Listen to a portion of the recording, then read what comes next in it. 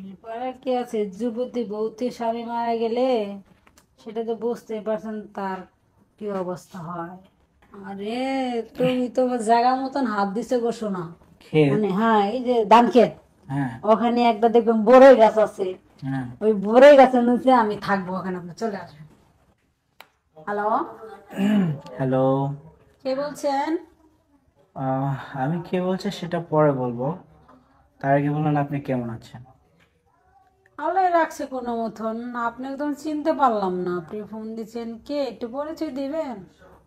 আমি ফোন দিছি আপনার হচ্ছে, আহ, আপনি একা একা থাকেন, আপনার জামা মরে গেছে, আপনার আমার জানি কেমন লাগে আপনাকে দেখলে। আমি একা একা থাকি, আমার স্বামী মারা গেছে। আপনি কেমনে থাকেন? বা বা আপনি এত খবর কিভাবে রাখেন? আপনি কোথায় থাকেন? একটু উম, পরিচয় দিবেন ভাই। দেখেন, মনের কথা আমি সবই জানি আপনার, ঠিক আছে? আপনার কেমন জানি লাগে, হ্যাঁ, সেটা আমি নিজেও জানি, কিন্তু আপনি আসলে আপনাকে ফোন দিই না, আজকে ভাবলাম একটা ফোন দিই। আর ঠিক আছে, ফোন দিছেন ভালো করছেন, তবু তো একটু পরিচয়টা দিলে একটু ভালোভাবে কথা বলতে পারি না? আরে, আমার পরিচয়টা আমি পরেই দিলাম।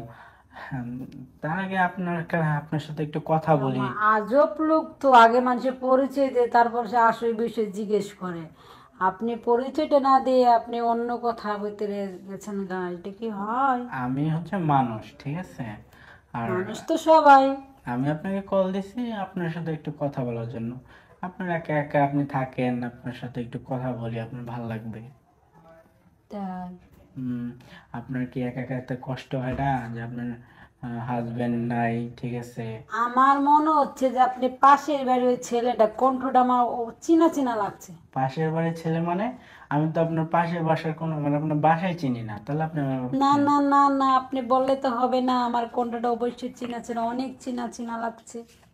আমি তো আপনার পাশের বাসায় থাকিই না, তাহলে আপনি আমাকে কিভাবে কণ্ঠটা চিনলেন? দেশু না, আমি তোমার ঠিকই চিনতে পারছি, এখন বলো কি বলতে চাও। না, আমি বলতে চাচ্ছিলাম যে আপনার সাথে একটু কথা বলি, যেহেতু আপনার হাজবেন্ড মরে গেছে। আসলে আহ, আমি আপনার কষ্টটা একটু বুঝে তারপর এই জন্য ফোন করলাম আর কি। তাই হাজবেন্ড মরে গেছে, আল্লাহর মান আল্লাহ নিয়ে গেছে, এখন আর কি করার আছে। কষ্ট কাটে, দিন কাটতেছে।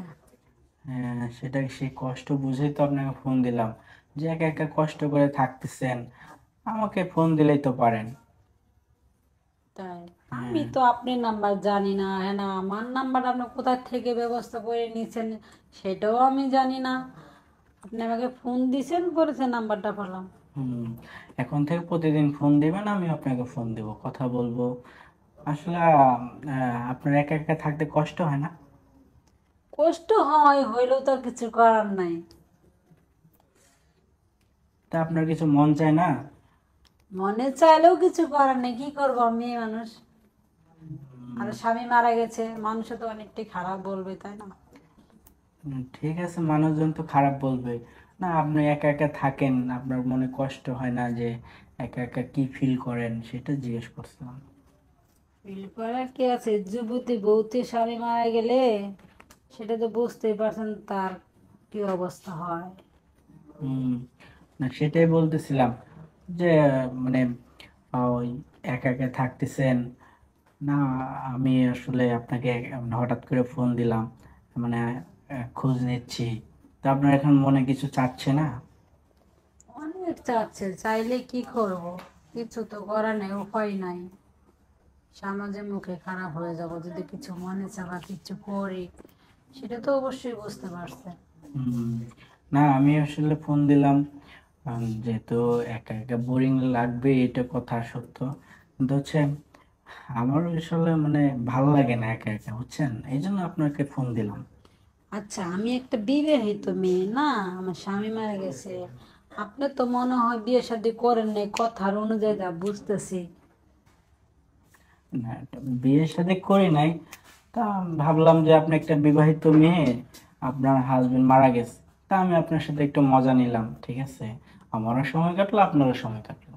তাই নাকি? হুম। ইয়ে, আরে তুমি তোমার জায়গা মতন হাত দিছে গো শোনা। কেন? আমি আপনার জায়গার মধ্যে হাত দিতে যাব কেন? আপনি যদি না চান আমি কি আপনার জায়গার মধ্যে হাত দিতে পারি? না, এই যে আমার মনের কথাটাই তুমি বললা। হ্যাঁ, আমি এটাই বলতে চাচ্ছিলাম যে আপনি আপনার হাজবেন্ড নাই, আপনি একা একা থাকেন। আমাকে আমারও একটু বললে আমি একটু আপনার সাথে সময় দিলাম, আপনার সাথে সময় কাটালাম, এই আর কি। তাই? হুম।